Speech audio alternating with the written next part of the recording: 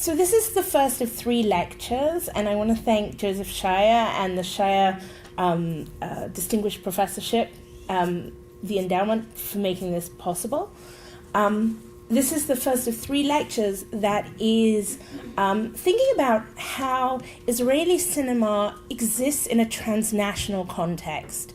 We tend to think of Israeli cinema as a national cinema, and we talk about it in national terms. Here is the kibbutz, here is the soldier, here is the sabra. And this is part of a larger project of a book that I have coming out on Israeli cinema in a transnational context. Israeli cinema is something that is constantly interacting with the outside world, that both impacts it and is impacted by cinema from other cultures. So we're starting with the cowboy, we should be okay. Okay. Uri Zohar's directorial debut, Hole in the Moon, is a biting satire of Israeli nationalism and its representation. Influenced by the French New Wave, the avant-garde comedy lampoons the heroic pioneering narrative that had been a staple of the country's early cinema. The film combines visual elements of the American Western with symbols that evoke Zionist ideology in order to explore national mythography.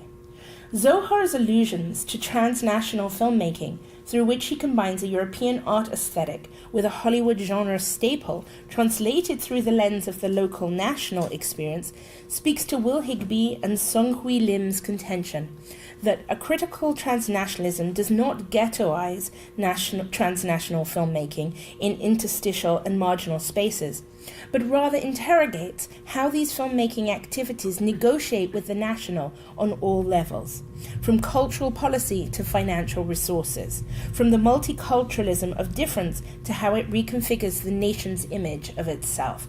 And in many ways, this is going to be the theme of all 3 of the lectures that I'm giving. Zohar's self-conscious engagement with the Western as a way to interrogate the language of Israeliness can be traced back to a history of deploying the Western genre within Israeli cinema for nationalists' ends. In the country's early years, filmmaking proved an integral part of the cultural forces that shaped Israeli nationalism, and those involved in the Israeli film industry believed that they were engaged in a pioneering project that was no less important and nationalist in its identity and agenda than building a kibbutz or building Tel Aviv, because part of the role of cinema was to inculcate the new immigrants into the ideas of the nation. The language was Hebrew most of the time in order to emphasize the importance of Hebrew. It taught the values of Israeli society about heroism and agriculture, and it also negotiated the melting pot ideology that in the end we would all become Israelis. Filmmaking constructed nationalist ideology in simplistic and easily digestible formats for an audience that was only semi-literate in the Hebrew language, and as a popular medium enunciates national identity. And it's worth remembering that in the 1950s and 1960s, Israel was the second largest consumer of cinema per capita behind England, behind the UK. And that there was no TV. If you think about the US in the 1950s and 60s, that's the great heyday of television. Television doesn't arrive in Israel until 1969, and then there's only one channel until really 1990. And so the entertainment that the affordable, accessible entertainment is happening through cinema. So it has a very important political and ideological role. And so what's being represented on screen is going to be very significant. It's also worth noting that Israeli cinema is making 5 or 6 films a year. So most of the films being watched are not Israeli. There is, a great love of Hollywood, there's European art cinema, and so the films that are being made have this very important national role because they're so few in number.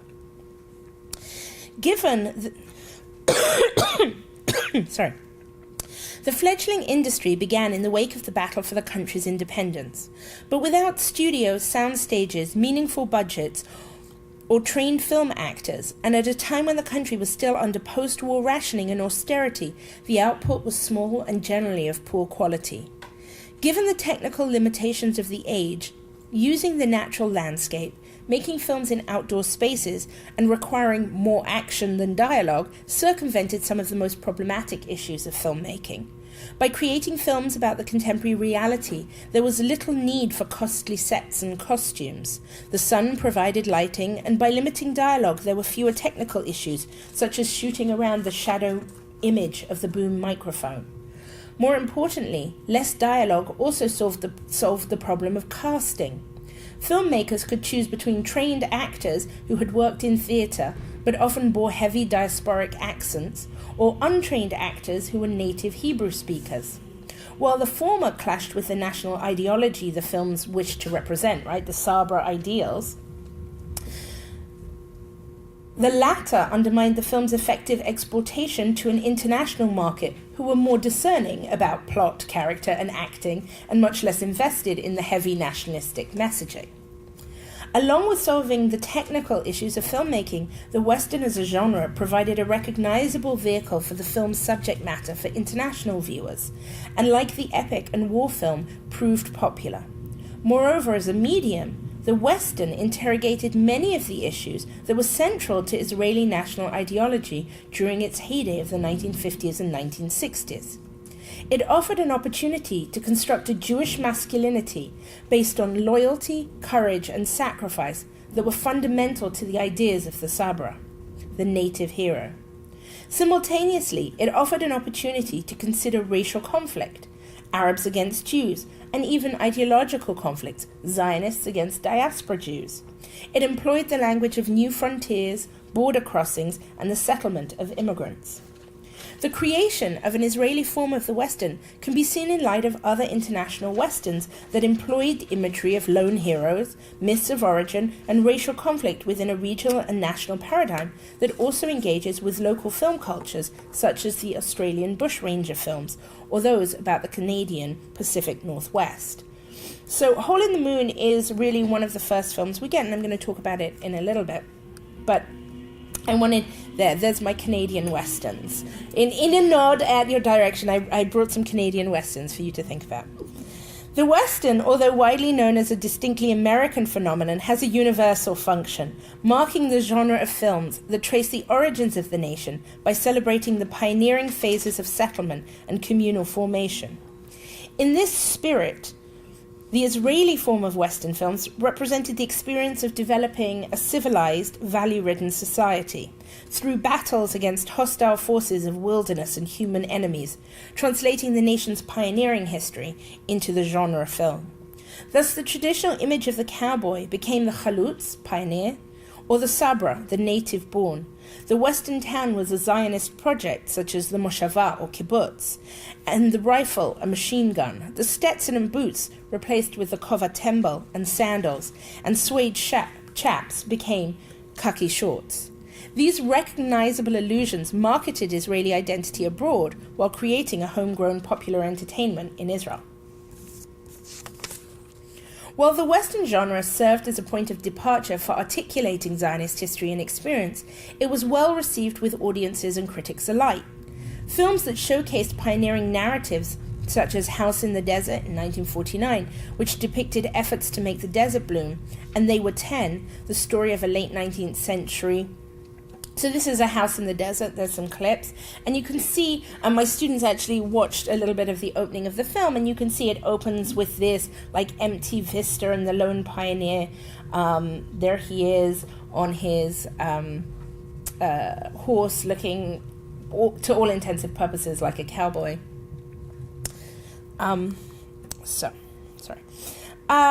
Which depicted efforts to make the desert bloom, and They Were 10, the story of a late 19th century agricultural outpost, show the ways in which the Western could be denatured of the American elements instead of subsuming them into expressions that would resonate for an Israeli public invested in nation building, focusing the international inwards into the national. Nor was the American cowboy entirely antithetical to national ideology, as long as he could be brought into the collective. So a 1960 film called I Like Mike, and it comes out the same year as Exodus, and actually leads to a crisis in the Israeli film industry, where they point at Ben-Gurion and say, so you know how you funded Exodus and gave them all this money and got no credit? What happened to our local film industry? And it leads to a change in the law for film funding. So I Like Mike is about an American cowboy from Texas who comes and the Balabusta mother spends the whole time trying to set her daughter up with him so that she can go back and live this nice, rich life in America. Instead, he falls in love with a native Mizrahi, right, and in this point she would have been Sephardi girl from a long generation and therefore comes to stay. But we have these scenes around the campfire with him wearing his Stetson. So there was a way to bring the cowboy in the very clearly American context as long as he was a nice Jewish boy. The film was actually featured and nominated for the feature film category at Cannes and is a sort of popular Israeli comedy. And it sort of opened up the idea as well that there was a way to do national cinema that wasn't just about war, but still shared those values. Using the language of the contemporary Western, the film sets up a romantic plot common to the subgenre that pits bourgeois modernity against traditional Zionism through the threat of the diasporic Jewish community as an alternative to the national homeland. The film's plot revolves around a matriarch's efforts to matchmake her daughter to the wealthy foreigner, but Mike has fallen for a woman on a magazine cover, while her daughter is in love with a Sabra. By bringing Mike into the Zionist fold through his love for the native Sabra woman and his decision to stay rather than return to America, the film diffuses the threat that Americanization and the American Western pose to national ideology. In this way, the film maintains the figurative attraction of the cowboy film without threatening nationalistic messaging.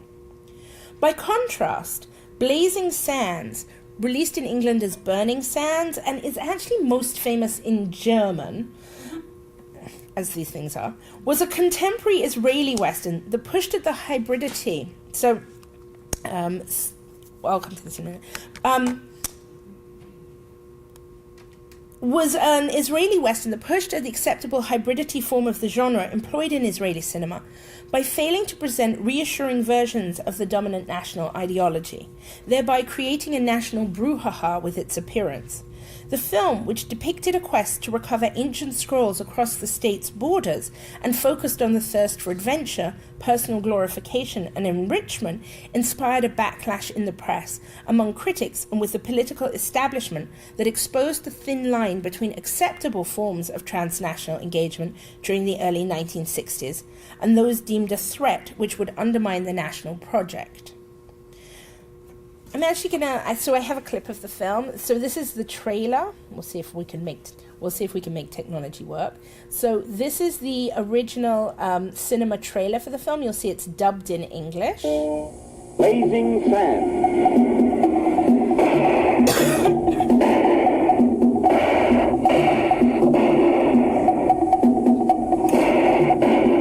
The frontier of Israel, one of the most tension-packed regions of our time.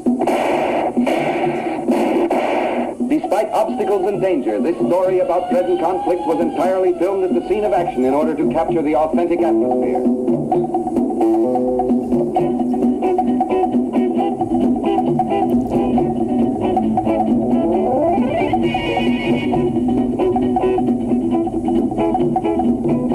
Dina is the key figure of this tension-saturated story. Through a bitter childhood, she has learned to use all means to get what she wants.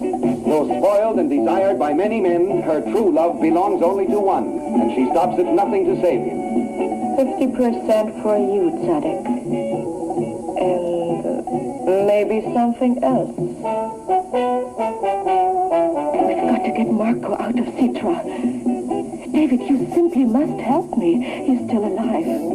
We've got to save him, don't you understand? Now, you listen to me, Dina. You're not going to Sitra. Nobody's going to Sitra. I'm certainly not going to go. Do I make myself absolutely clear? Well, I don't know about the rest of you, but I sure want one. Hey, what? But that's whiskey. Shut up. I know. There's a well over there. Fill this right up to the top with water and take a good look at that well. It'll make for pleasant memories on the way.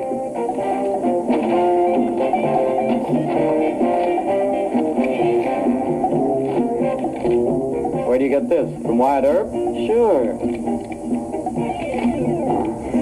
To reach her goal, every human weakness of these men is fair game. Greed, quest for knowledge, adventure, and love.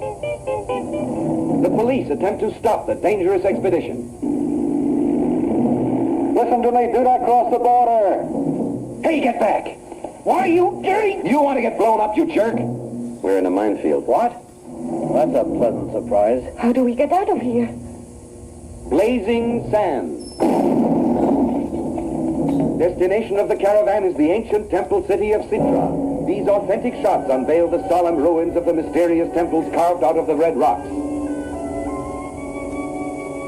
Cruel are the dangers of the deserts, but even more terrifying is the evil of men when seized by greed for the biblical scrolls, whose worth is beyond estimate.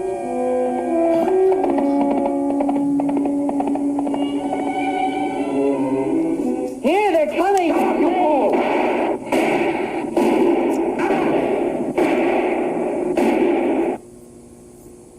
Mike, in the scrolls there's a wonderful sentence.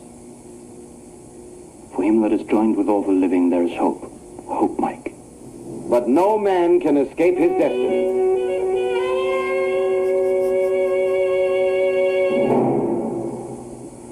Go to Paris or wherever you want her. You want to live, don't you? You followed your goal right from the start. You used 4 men without stopping to consider what might happen. And whatever does happen is entirely your fault. Blazing Sand. An Aerofilm and Randfilm joint production.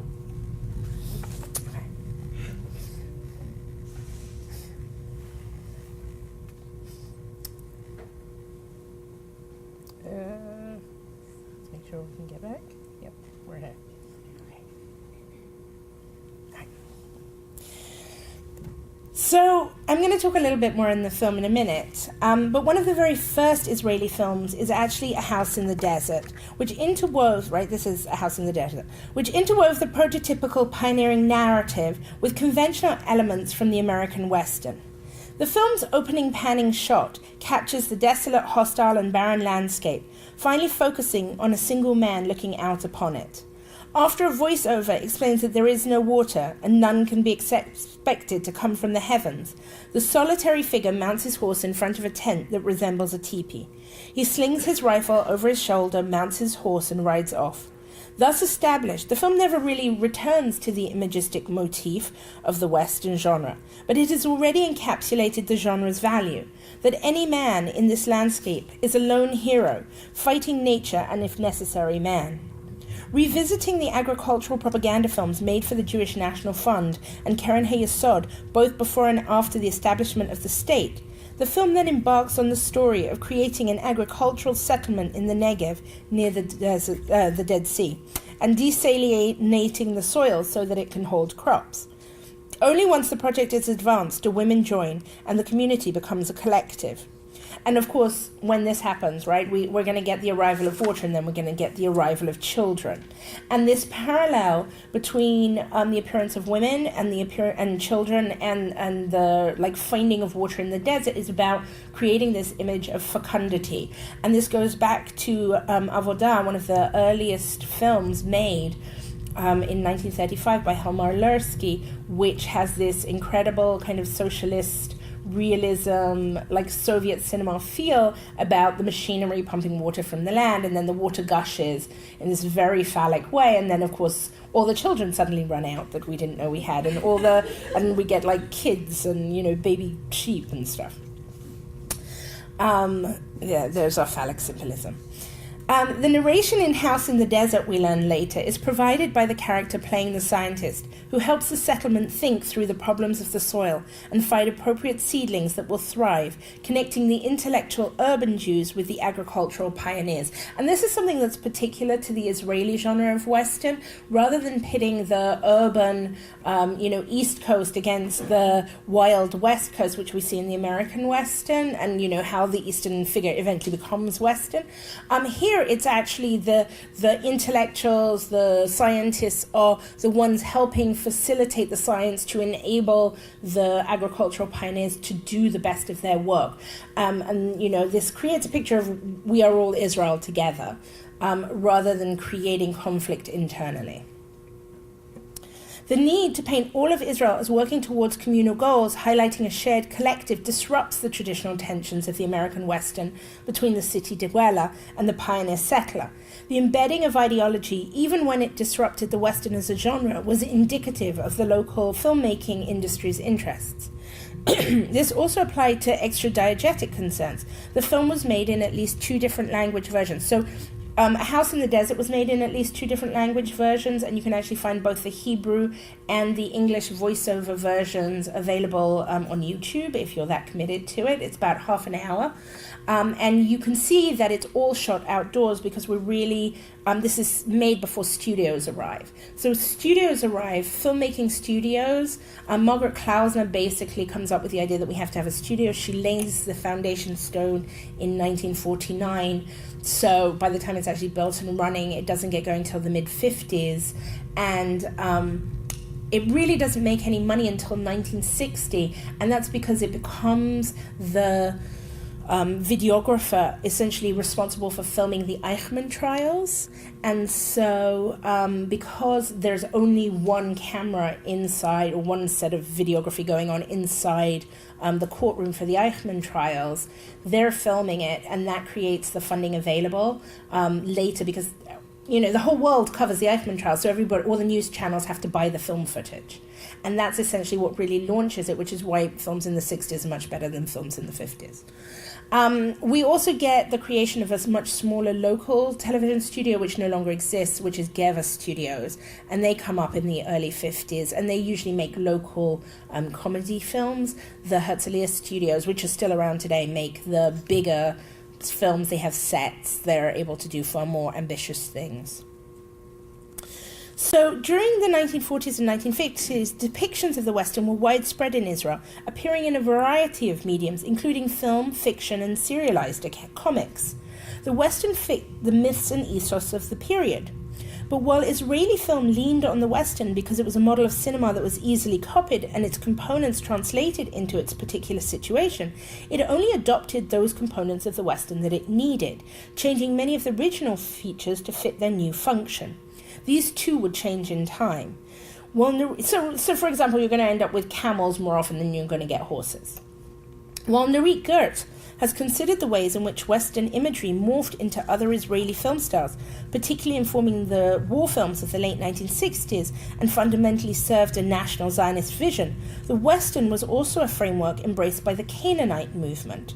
Founded in 1939 by Yonatan Ratosh, the movement rejected Judaism as a diasporic religion and sought to identify with the land of Israel through a Hebrew identity that drew on a Canaanite past. This philosophy distanced the group from traditional Zionism, and though it remained small, was composed of mainly writers and artists who would proceed to have an outsized influence on culture. Included among its members was the author Amos Kanan, who would write the script for Zohar's Hole in the Moon. And I'm going to come back to Hole in the Moon in a moment. Ratosh evoked the connection between Israel and America in his call for an authentic local culture that would be as authentic to Hebrew youth as the Western was to American culture. If in his formulation the Americans could derive an identity that was rooted in the place, connected to the land, and had a quality of originality about it that embodied the very spirit of the pioneering adventure, then the young Hebrew should aspire to nothing less. In both the Zionist vision and the Canaanite one, there were material similarities between the American Wild West and the pre-state and underdeveloped land of Israel. These were represented in iconographic descriptions such as the empty land that needed civilizing, the lone hero, and the struggle against the hostile elements, nature as well as man. Moreover, the shared ideological similarities between the American concept of manifest destiny and the Zionist national revival movement lay in ideas of nationalism, group exceptionalism, and a sense of divine mission. A.D. Gordon, who was a Zionist ideologue who was very invested in the land aspect of Zionism, His ideas would inform both popular Zionism and the labor Zionist movement, but they developed from popular Victorian ideas about the merits of agrarian labor redeeming the individual worker, an activity that in turn redeemed the land. Thus, the Zionist expression of dedication to the soil was seen in an embodied relationship to the land that was physically determined through a religion of agricultural work, right? If you work the land, you will become a better human being, you will become stronger. The image of blood and sweat watering the earth was, in Boaz Newman's formulation, part of the erotic relationship by which the earth was inseminated and fertilized as part of its acquisition. The connection between land, myth, and divinely granted authority connected the Zionist project to the ideological underpinnings of the Western. And this was also part of the mythology of the American Western, right? That the man who accepts the wilderness and believes in it and who communes with it is stronger than civilization and capable of making it into something worthwhile. Respect, friendship, and love are available to people who associate with the land, who may work in or for society, but whose understanding and comfort derive from the wilderness. And that's actually written about the American Western, but could equally apply to this. The adoption of the Western genre within Israeli cinema during the formative period of both cinema and the country's development worked because beliefs about the land, and particularly man's relationship to it, and their representation in the Western genre coalesced. So the working of the land itself creates this spiritual relationship to the land. And what we see is like this connection to the physical also turns the land into man, like the Jewish man's destiny. And in turn, the land itself then imparts identity and ideology on the man working it. So these things are very symbiotic.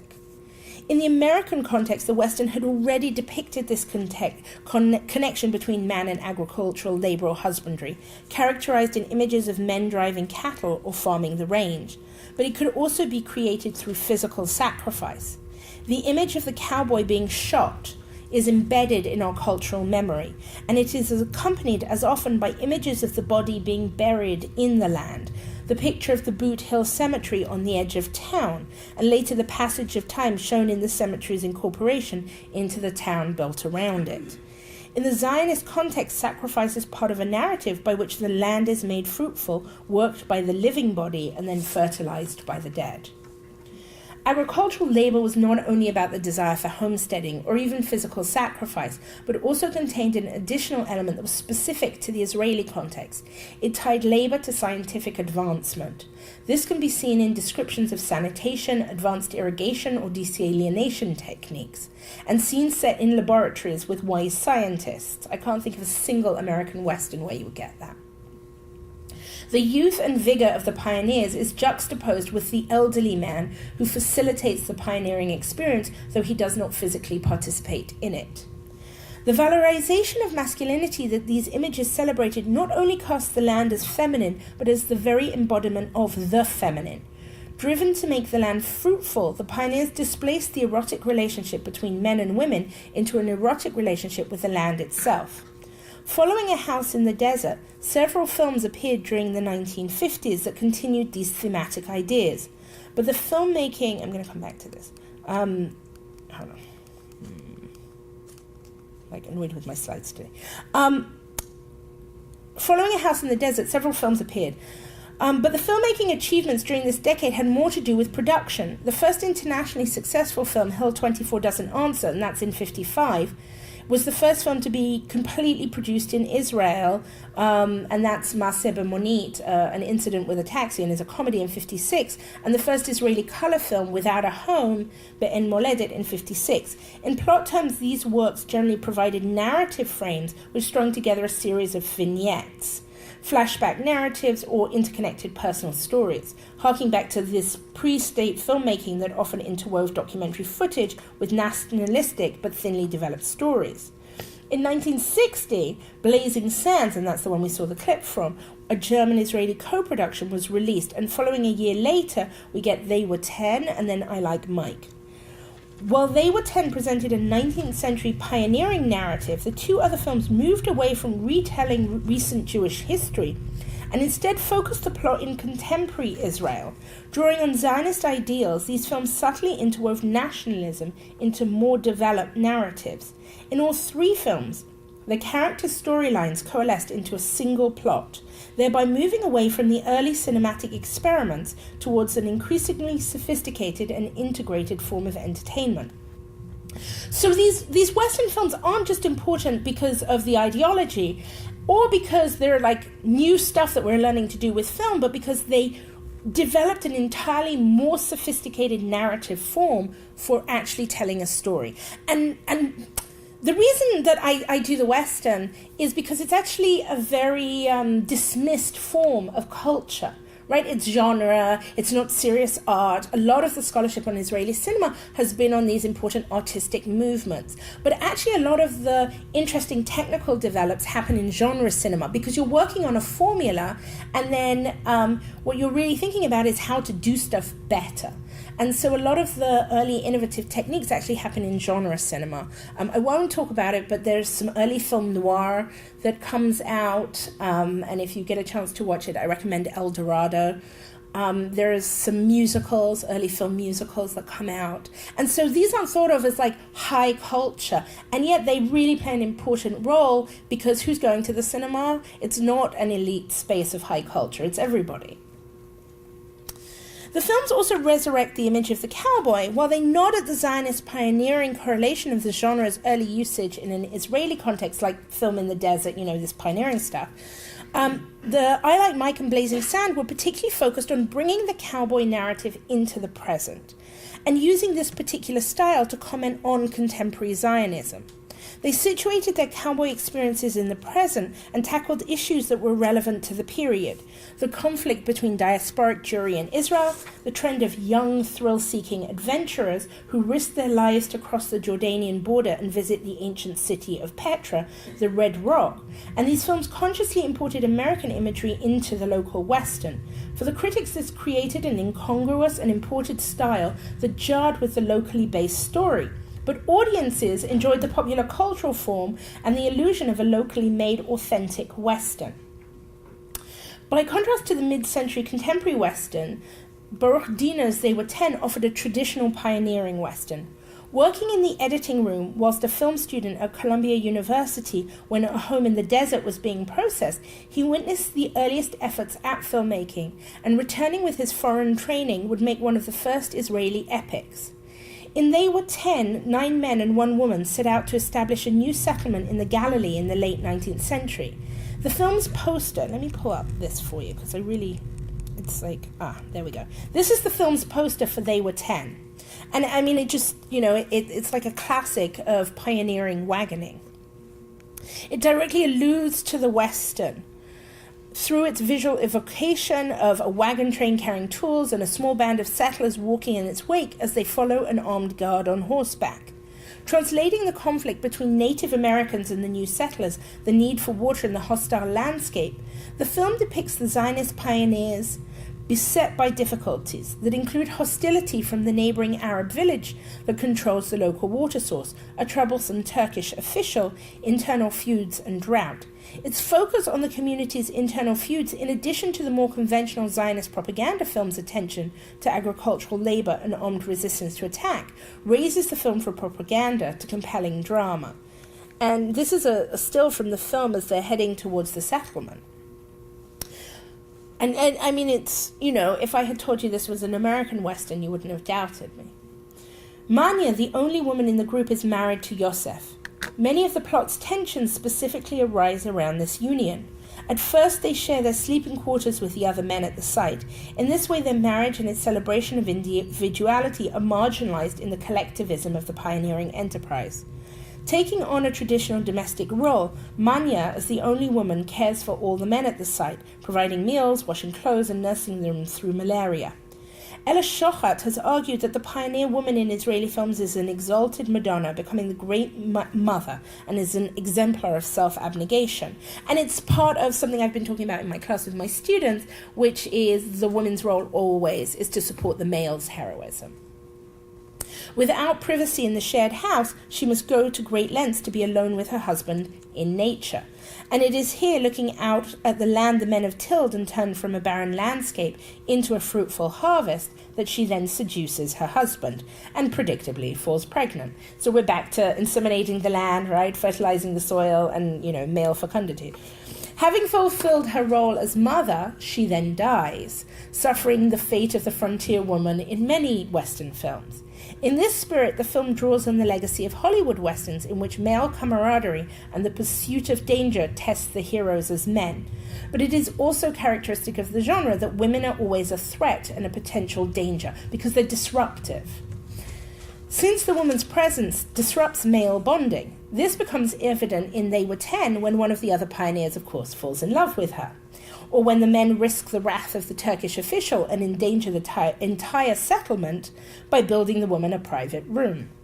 Despite her physical sacrifices to care for the men, her need for a separate space marks out her bourgeois sensibilities and undermines her actual role within the pioneering project, since she threatens its destruction. While the men engage in backbreaking labor, fight their enemies, and perform heroic acts, women remain in domestic roles even at the frontier, supporting men in their endeavors. Early Israeli films, which presented the harsh conditions and heroic activities of the early pioneers, served to reinforce the ideological tenets of Zionism, which situated men in a dangerous landscape or battling at the front, and women would ultimately be excluded from the heroic work and could only serve in supporting roles, usually from the safety of home. Thus, the Israeli woman was expected to serve, procreate, and sacrifice. The nationalist mythology that underpinned most of Israeli cinematic culture had positioned women as factotums of a male hegemonic structure in which they provided succor. Women channeled their needs, wants, and desires into caring for men, and thus their bodies were offered up in the service of patriarchal culture. This tendency to represent the kind of women who accorded with Zionist archetypes as sexually available was in many ways restricted to contexts in which a woman's body served as a reward for the heroic male, and thus spelled her martyrdom. Depictions of sex were not usually graphic, and often cutaway shots implied that which had taken place without displaying it on screen. The sublimation of sexual desire into labor, or the use of sexual metaphor in images of a man's sweating brow and torso and a woman's shining face, might also be substituted for explicit erotica. The life-giving sources, food, water, and woman, were paralleled, and sexual seduction, always heterosexual, frequently took place outdoors, within nature, creating a triangular sexual economy between the female body, the heroic male pioneer soldier, and the land. Long after the pioneering days had drawn to a close, the image of the Chalutza, the female pioneer, continued to resonate as an archetypal role model with her simple guard and sacrificial character. As part of this ideal, women were portrayed either as equal partners in agricultural settlements or as equal partners in military organizations, serving as proof of the realization of the new revolutionized society based on equality. But the rift between this ideology and the asymmetrical reality was deftly disguised. The few women who would attain this masculine ideal were celebrated, but increasingly women's magazines focused on women's femininity, and a culture grew up around beauty parlors and women's fashion. And this is really central to the 1960s, where we start to get Laisha, the women's magazine, a celebration of beauty contests, and just salon parlors opening up all over Tel Aviv and other cities. So, Blazing Sands really pushes at the boundaries of what was acceptable and sparked a national debate. Oh dear, there we are. The film details an expedition organized by Dina Dalia Lavi to rescue Yoav, her boyfriend, from the caves in Jordan. His dangerous search for the lost scrolls, which are compared to those found at Qumran and which began to trade at high values during the 1950s and 1960s, suggest a regional interpretation for the search for gold, which had become a convention of the Western. So we're Judaizing our Western, right? We're not about searching for gold, we're searching for Jewish artifacts. Recruited to this mission are the Mizrahi nightclub owner from Jaffa, Zadik, who supplies the funds and is induced to participate with the promise not only of profit, but the potential to consummate his lustful desire for Dina, which she seductively throws into the negotiation, which we saw in the clip. Yoav's best friend from the kibbutz, David, who is played by Uri Zohar, and he's going to be the person who later makes the satire, A Hole in the Moon. So what we see is all of the actors, all of the production staff are all involved in one another's productions, and so the influence is really, it's more than just I saw your film and it influenced me, it's like I made your film and it influenced me. So we get Reuben, an archaeologist and scholar of ancient textual fragments, and Mike, a young friend from Tel Aviv who works in a record shop. And with these four portrayals, we get, right, the different sectors of Israeli society. We get the Mizrahi, who's on the criminal edge. We get the kibbutz hero and military hero. We get the archaeologist and scholar, right, who's representing the old Ashkenazi world. And then we get Mike, youth culture and urban city identity. Dina, the film's main protagonist, is not only female, but a woman depicted to be of loose morals. We first meet her as a dancer in Zadik's nightclub, suggesting connections to an illicit underground and particularly to Middle Eastern culture, especially with her, hand movement dances. Though several early scenes in a hospital and at a kibbutz attempt to return her to a conventional Zionist space, her behavior in these spaces positions her as an outsider. At the hospital, she becomes hysterical in front of the Israeli soldier and then appears calculating as she plots her next move. At the kibbutz, she uses her sexuality to seduce David, even though he's clearly involved in a relationship with a blonde Gila Almagor. So anyone who knows Israeli cinema, this is a very odd depiction. It may be the only representation of Gila Almagor as a blonde. And she's represented as Lavi's antithesis because we see her, she's in her boots, in the muck, in the cow shed. And so every time we see her, she's like deeply embedded in the kibbutz life. She has a little shmata over her head, and she's like the good pioneering woman as opposed to the hot, sexy Dalia Lavi. What's really interesting is that parts of the soundtrack of the film end up being lost, and it gets redubbed with Gila Almagor doing the voice for Dalia Lavi. So anyone who knows Gila Almagor, and of course she goes on to become the doyenne of Israeli cinema, and you see her in every film for the next 60 years, and Dalia Lavi basically becomes a starlet, disappears off to Europe and Hollywood, and we never see her again in Israeli cinema. So it's really incongruous because we see Gila Almagor, but we hear her voice coming out of Dalia Lavi's mouth, and it's a little strange. So this is before Israeli cinema actually had a law to preserve pieces of its film in the archive. And so, we really have very little of this early cinema unless there's like loose reels floating around.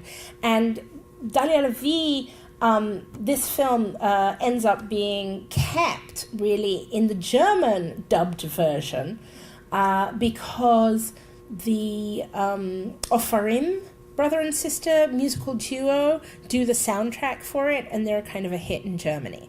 And so this is part of the problem that we have with doing some of this archival work. So Lavi systematically builds a team of men to find the treasures at Sitra, a thinly veiled allusion to Petra. She must use her wiles to lure each man into the project by appealing to his greatest desires. For David, it's leadership and honor. For Mike, it is adventure. For the scholar, it's historical Jewish texts. And for Zadik, it is herself. Each of these desires appeals to personal vanity rather than an ideological collective project. The journey to Sitra through the hostile landscape is ultimately a quest for personal enrichment. For Lavi, it is to find her boyfriend.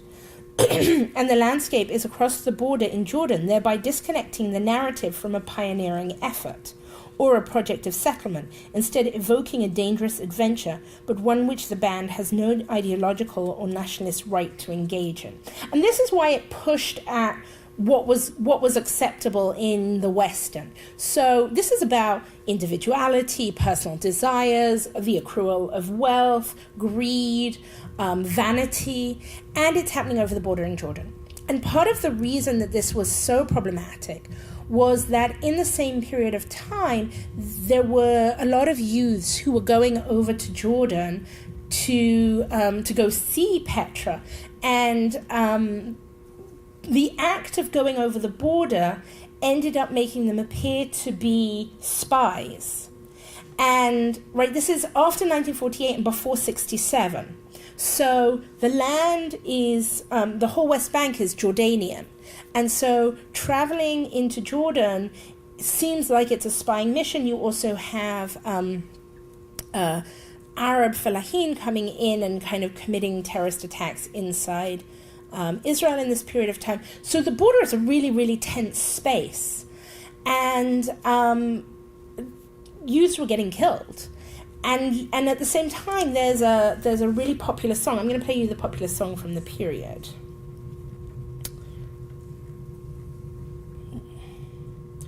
Called The Red Rock, and it came from a poem, and it's basically like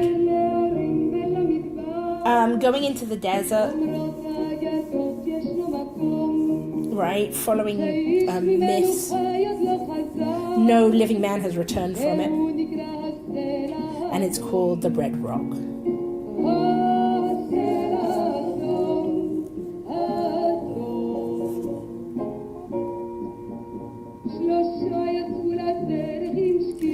Three went on the road with water.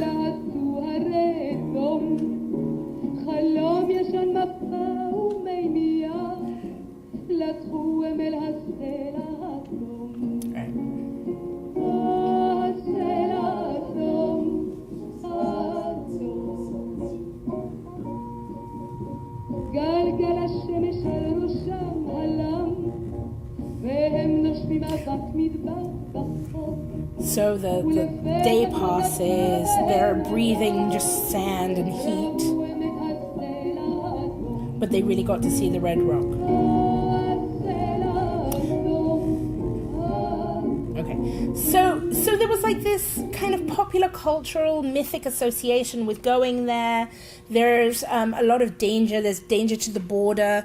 There's danger. So for two reasons, the state was really cracking down on like desires to go across the border. One, because basically it was causing an international incident, and two, because youths were getting killed and they were getting blamed. And so then making a film about like a kind of sexy travail to the border was really risky. And while the film is really phenomenal in that it Judaizes the entire notion of a Western, it removes the Christian imagery, it sort of situates it in the locale, it's incredibly beautifully shot, right? I mean, look at the cinematography is fantastic. It was pioneering in the sense that the film, the shots were made on location. Somebody in a film crew went and filmed the Red Rock, although I don't think that the rest of the cast was with them, and there is a kind of clever juxtaposition where you see the shots, and it talks about how this is real footage of the real Red Rock, and so, you know, that's going to attract audiences to come see these areas which are really forbidden to them, and you see, I mean, this is like incredible cinematography for the period. And there's like, look at Petra, and a lot of the adventure is set inside the rocks. And you saw some of the clips in some of the shots in the clip where they're climbing inside and they're trying to find these ancient scrolls. And even though, do you want the ending? I feel like bad giving you the ending, but none of you are going to see it. So they all end up dead. Basically, everybody ends up dead at the end of the film, which is supposed to be the moral lesson, but ultimately one gets so near to the border that in many ways there was an entire discussion in the Israeli Censorship Bureau about whether or not the film should be banned, precisely because it had the risk of motivating the public to go and run around and get themselves into trouble. So what eventually happens... I'm having so much trouble today with this. What we end up seeing is that the Western really has this like very prominent, very ideological role, and yet by 1964 it's really been turned on its head. Blazing Sand has sort of upset the apple cart a little bit, but there's also a kind of weariness with ideological cinema in general, with depicting the landscape, with playing the game, and there's a desire to become more European and to be more connected to creative and artistic culture. And so Hole in the Moon is the film that really breaks the pattern of making cinema about the cowboy film. And it does so as a brutal satire of the Israeli culture. And so on one hand, it sort of layers pictures of Zionist ideology with cowboy sort of parody. And so, these are shots from the film, and on one hand, right, the idea of a dance hall girl on the middle of a port in Jaffa is, totally incongruous. And so it was sort of sending up this desire both to be continuously committed to ideology and using the Western as a way to articulate Israeli values. And so the film takes a lot of Zionist imagery and then juxtaposes it in the film in ways to mock it. So here is a very famous picture of the first kiosk on Rothschild Boulevard. It's part of the ideology of pioneering the urban city.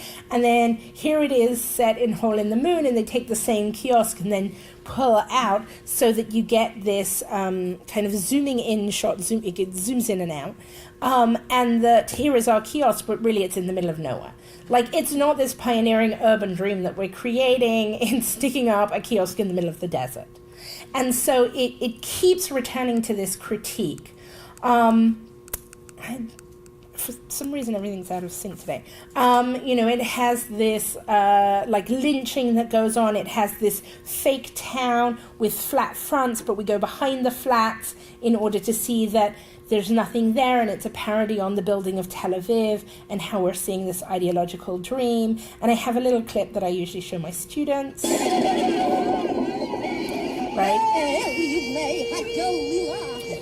So we've taken our pioneering to a ridiculous degree. We're always casting Arabs as the enemy, much like Indians in a Western.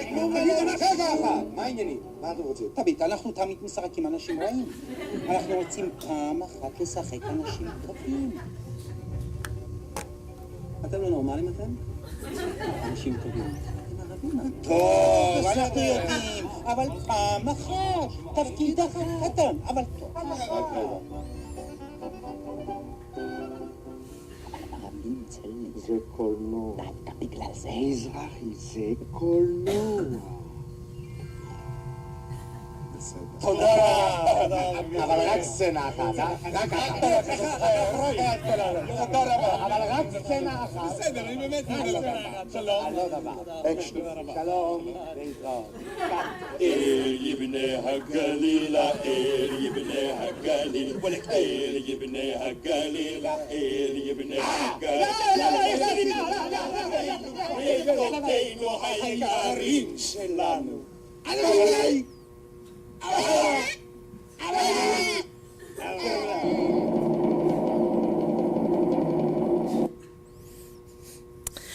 So the film frequently employs the bizarre technique of interspersing extreme long shots with extreme close-ups without providing narrative logic for this editing work, evoking the alienating style of the European Western that Sergio Leone would go on to define. But it had none of the hallmarks that made the genre famous on an international scale.